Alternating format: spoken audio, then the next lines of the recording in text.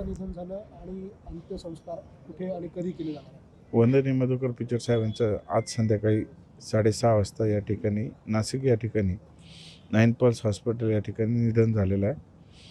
त्यांचा अंत्यविधीचा कार्यक्रम त्यांच्या मूळ गावी राजूर या ठिकाणी उद्याला 4 वाजता त्या ठिकाणी होणार आहे.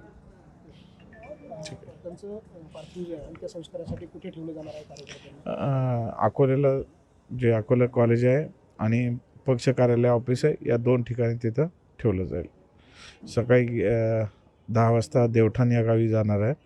तिथून 10:30 वाजता पक्ष कार्यालयाच्या त्या ठिकाणी येतील आणि साधारणपणे 1 वाजेच्या दरम्यान अकोला कॉलेज या ठिकाणी ठेवण्यात येईल. आणि नंतर राजूर येथील जे मधुकरराव पिचड विद्यालय आहे त्या विद्यालयामध्ये त्या ठिकाणी लोकांना अंत्यदर्शनासाठी ठेवतील आणि नंतर मग पुढील विधीसाठी राजूर निवासस्थानी नेण्यात येईल.